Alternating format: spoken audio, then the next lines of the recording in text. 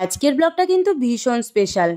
অনেক কিছুই আজকে তোমাদের সঙ্গে শেয়ার করব, আর গোপাল সোনাকে ভোগ নিবেদন কিভাবে হলো সব কিছুই কিন্তু আজকে তোমাদেরকে এই ভিডিওতে দেখাবো। দেখো, সকালবেলাতে আমি চলে এসেছি এই নিরামিষ এই কেকটা করার জন্য, মানে ড্রাই ফ্রুটস কেক আর কি দিদার জন্য করব। আর দিদার জন্য করব মিন্স গোপালকে একেবারে ভোগ নিবেদন করে তারপরেই আর কি আমরা সকলে খাবো। আর দিদা যেহেতু ক্রিম কেক অতটা পছন্দ করে না, তাই জন্য আর কি আমি এরকম ড্রাই ফ্রুটস কেক করে দিয়েছিলাম। তো দিদা খেতেও খুব ভালোবাসে, তো সেই জন্য। তো কেকটা কেমন হয়েছে অবশ্যই কিন্তু জানাতে ভুলো না। তো তারপরে দেখো দাদাভাই আগের দিন তো রাত্রেবেলাতে দেখিয়েছিলাম তোমাদেরকে খিচুড়ি খাইনি, তো সেইটাই আর কি খেলো। আর আমি খেলাম একটুখানি দুধ কর্নফ্লেক্স, আর দিদাও অল্প একটু খিচুড়ি ছিল সেটাই খেয়েছিল। দেখো কেকটা তারপরে গোপালকে নিবেদন করলো, আর আমি তো ভীষণ খুশি হয়েছি। আর আজকে দুপুরবেলার আয়োজন কিন্তু অনেক কিছু, কারণ দেখো দুদিন আগে থেকে দিদা যেদিন এসছে সেদিনই বলেছিলাম যে ফ্রাইড রাইস করতে। তো দিদা যেহেতু নিরামিষ খায়, তো নিরামিষের মধ্যে ফ্রাইড রাইস বা পোলাও এই সমস্ত ছাড়া তো আর কিছু করা যাবে না। তো সেই জন্য দিদা বললো যে না আজকে করবো আর কি। তো সেই জন্য দেখো আমি রান্না করছিলাম, আজকে ভাত ওদিকে বসিয়ে দিয়েছি, আর দিদা আমাকে কেটে কুটে সমস্ত কিছু ধুয়ে মানে কাজগুলো এগিয়ে দিয়েছে। এদিকে দেখো আমি পনির ভাজি, রেসিপি হচ্ছে ফ্রাইড রাইস করেছি, ভেজ ফ্রাইড রাইস যেমন হয়, আর ভেজ মুগ ডাল যেটা হয় আর কি, মুগ ডাল দিয়ে সবজি দিয়ে যেটা ডালটা করে সেটা করেছি, আর ফুলকপি আলু আর পনির দিয়ে একটা তরকারি করেছি। আর চাটনি পাঁপড় হওয়ার তো কথাই ছিল না, হঠাৎ করে মনে হলো যে সব কিছুই যখন হচ্ছে তাহলে চাটনিটা কেন হবে না। তো পাঁপড় তো ঘরেই ছিল, তাই ঝটপট করে চাটনিটাও বসিয়ে দিয়েছি। আর ওদিকে ভাজাও ছিল 3 রকমের, শিম ভাজা, ফুলকপি আলু ভাজা, কুমড়ো ভাজা, এই দিয়ে আর কি গোপালের জন্য ভোগ করা হলো। তো আর এদিকে রসগোল্লা তো ছিলই, কারণ দিদা আসার সময় নিয়েই এসেছিল হাবড়ার যে বিখ্যাত রসগোল্লা সেইটা। তো সেই সমস্ত কিছু দিয়ে আর কি ভোগ আর কি সাজিয়ে দেবে দিদা। দেখতে এতটা সুন্দর লাগে, আমি আজকে তাই তোমাদের জন্য ভিডিওটা পুরোটা শেয়ার করছি। দিদা এইভাবেই কিন্তু, সেটা যদি শুধু ভাজা দিয়ে হোক ডাল দিয়ে হোক তাই যদি রান্না করে দেয়, তাও কিন্তু এরকমভাবে সুন্দর করে সাজিয়ে তারপরেই কিন্তু গোপালকে নিবেদন করে। তো এই দেখো আজকে থালাটা পুরোটা সাজানোটা তোমাদেরকে দেখাচ্ছি, কেমন লাগছে অবশ্যই কিন্তু কমেন্ট করে জানাতে ভুলো না। প্রতিটা বাটিতে বাটিতে কিন্তু সাজিয়ে নিয়েছে, তবে আমার কাছে তো অত বাটি নেই, মানে কয়েকটা জিনিস আছে আর কি ঠাকুরের ওখানে, তো আরও কিছু কিছু জিনিস কেনা তো অবশ্যই বাকি, সব কিছু এখনও কিনে পারিনি। তো যা ছিল আর কি তাই দিয়েই আর কি সমস্ত কিছু সাজিয়ে নিয়েছে। আর এই দেখো এই থালাটা নিয়ে এবার গোপালের সামনে ভোগ নিবেদন করছে। আমার তো ভীষণ ভালো লেগেছে। আর এই ফটোটা আমি ভোজ আড্ডা গ্রুপে তোমাদের সঙ্গে প্রোফাইলে অনেক জায়গায় শেয়ার করেছি, তোমরা তো অনেক ভালোবাসা দিয়েছো, সকলে তো খুব ভালো বলেছো। যাই হোক এই দেখো তুলসীপত্র দিয়ে আর কি গোপালকে নিবেদন করা হলো। আমি তো গোপালকে এই কার্তিক পুজোতে কিংবা লক্ষ্মী পুজো এই সমস্ত পুজো ছাড়া তো তেমনভাবে ভোগ নিবেদন করা হয় না, মানে করে উঠতে পারিনি। তো এই যে দিদা করে দিল, আমার যে ভীষণ খুশি, আমার খুব মানে ভালো লেগেছে।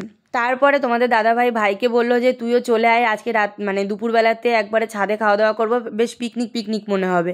আর মাও দেখো ফুলকপি আলু পনির ক্যাপসিকাম দিয়ে একটা তরকারি করেছিল, সেইটা আর কি পাঠিয়ে দিয়েছিল ভাইয়ের হাতে। আর ভাই দেখো এসে আবার গেছে, বাবা ফোন করেছে, বাবা আর কি ওর জন্য একটা উইনচিটার বলে বা জ্যাকেট যেটা বলে সেইটা আর কি নিয়ে এসেছে, কারণ ও বলছিল কদিন ধরে কিনবে, তা বাবা বলছে, বাবা যেই শুনেছে অমনি ওর জন্য আর কি নিয়ে এসেছে, মানে ওকেও জানায়ও নি। তো ভাই আবার গিয়ে নিয়ে এসেছে, আর ও তো এটা পেয়ে যে কী খুশি সেটা তোমরা দেখলেই বুঝতে পারবে। দাদাভাইয়ের ভীষণ পছন্দ হয়েছে, কারণ ব্ল্যাক কালার ভীষণ পছন্দের, আর ব্লু কালারের তো অনেক আছেই। তো বাবা বললো যে ব্লু কালারের যখন সব আছেই তাহলে ব্ল্যাক কালার নিলেই ভালো লাগবে।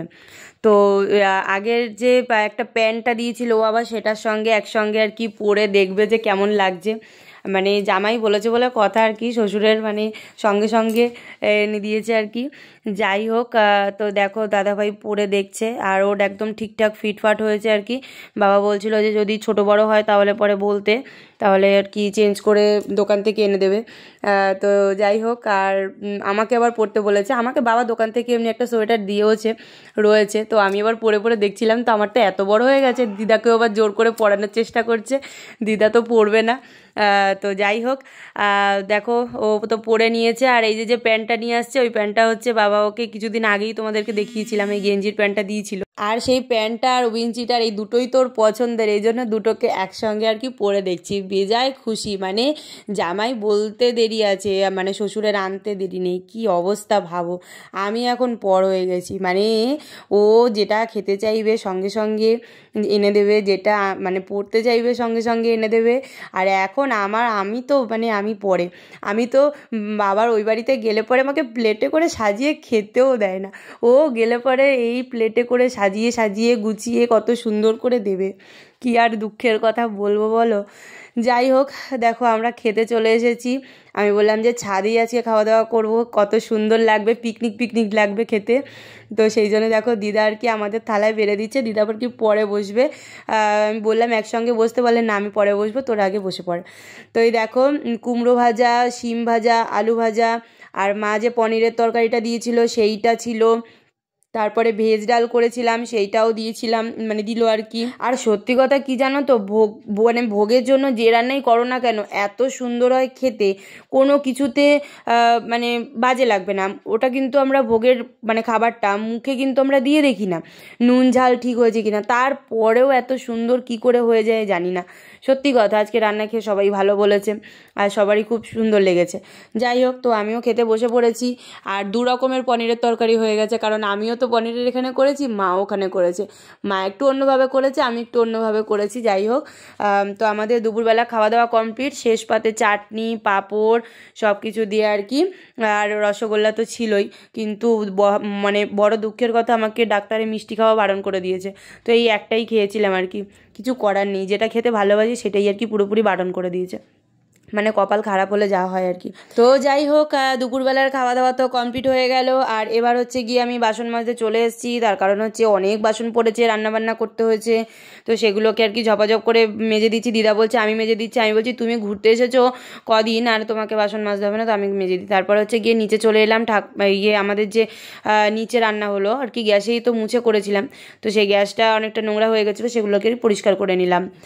তারপরে দেখো বিকালবেলাতে মা এসছে, তো মা আবার আমাদের জন্য কেক নিয়ে এসেছিলো। কেক মানে যে সুইস রোলগুলো হয় পেঁচানো পেঁচানো, সেইটা আর কি নিয়ে এসেছিলো।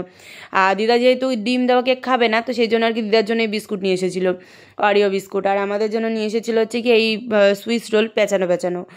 তো এটা এটা তো শুধু শুধু খাবো না আর কি, চা করবো তারপরে আর কি একসঙ্গে খাবো। আর তেমন কিছু আনিনি আজকে। মা বললো যে বাইরের খাবার আর আনতে হবে না, আর ঘরে যেহেতু করা হয়েছিল খাবার, সেটাই আর কি মাকে একটুখানি ফ্রাইড রাইস খেতে দিয়েছিলাম। আর এই কেকটা দিদাকে আর ওকে, আমি আমারটা খেয়েছি, ভালোই হয়েছিল খেতে। নিজের কেক আর নিজেকে কি বলবো, ভালো মন্দ তোমরা তো জানোই, যারা যারা কেক নিয়েছো আমার থেকে তারা জানবেই। আর এই দেখো দিদা আবার বাড়ি চলে যাচ্ছে, মানে ওই বাড়িতে। তো আমি বললাম থাকতে, তো ও অনেকবার রিকোয়েস্ট করলো, বললো যে না পরে আবার আসবো। যাই হোক, তো তোমাদের আজকের ব্লগটা কেমন লাগলো অবশ্যই কিন্তু কমেন্ট করে জানাতে একদমই ভুলো না। দেখা হচ্ছে নেক্সট ব্লগে, টাটা।